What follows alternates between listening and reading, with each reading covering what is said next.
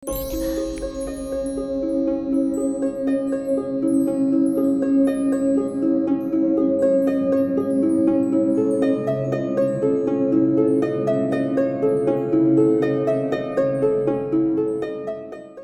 selamat datang, selamat malam. Kembali lagi dengan Denny. Kita ketemu lagi ya, Sobat Rumah Horor Indonesia. Hari ini saya akan membacakan sebuah cerita. Nah, ceritanya ini nanti terdiri dari 3 cerita gitu. Tapi temanya sama, yaitu mengenai Gang Sundel Bolong. Begini cerita lengkapnya. Desa di mana temanku tinggal, terdapat sebuah jalan tanah yang membelah sawah, menghubungkan desa tersebut dengan jalan bebas. Jalan tanah tersebut hanya diterangi beberapa lampu kuning, 5 watt lagi. Di samping kirinya terdapat kebun bambu yang luas dan di samping kanannya persawahan. Orang-orang di situ menamainya Gang Sundel Bolong. Kenapa? Karena gang tersebut dihuni oleh kuntilanak bolong punggungnya maksudnya, yang sering mengganggu siapa saja yang lewat di situ. Gak tahu gimana sejarah kuntilanak tersebut sampai menghuni gang itu. Aku akan menceritakan beberapa keusilan yang dilakukan kuntilanak tersebut, yang ceritanya aku dapat dari temanku itu. Untuk cerita pertama ini temanku sendiri yang mengalaminya. Dia mengalaminya bersama dengan teman-temannya. Waktu masih di sekolah dulu, temanku dan gengnya sedang mengadakan acara pesta miras, ya, jangan ditiru ya. Di gang tersebut di pinggiran sawah maksudnya. Malam hari pula. Nah, saat sedang asik-asiknya, tiba-tiba salah satu dari mereka ada yang nyeletuk. Ada orang gila yang nari-nari tuh, lucu. Maka mereka semua melihat ke arah yang ditunjuk temannya tadi. Dan memang terlihat seperti orang gila dengan rambut acak-adut, pakai baju lusuh sedang menari-nari di tengah jalan gang.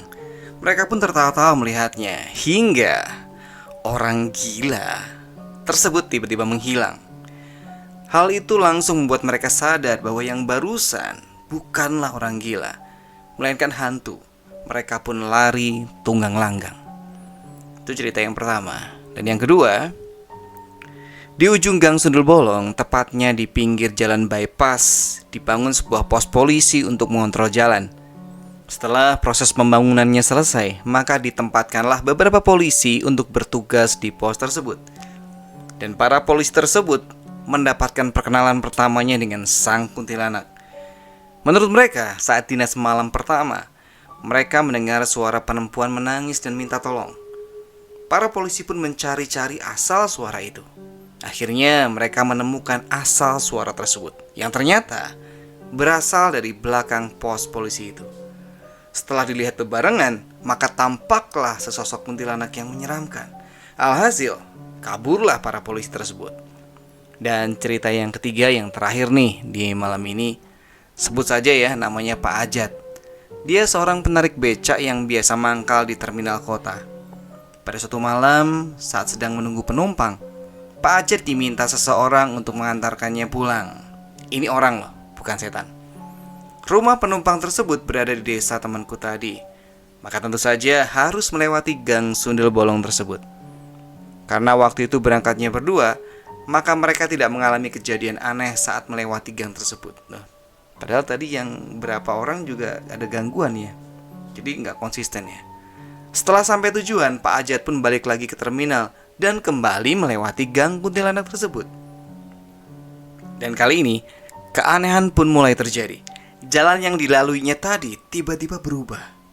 Lebih tepatnya, jalan yang semula ada tiba-tiba buntu dan ditumbuhi kebun bambu.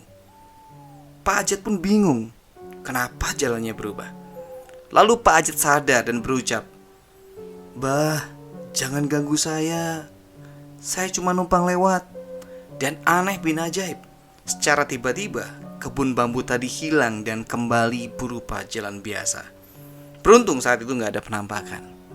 Nah gitu aja 3 cerita pendek buat kalian semua mengenai Gang Sundel Bolong. Semoga bisa menghibur kalian. Selamat malam, selamat beristirahat.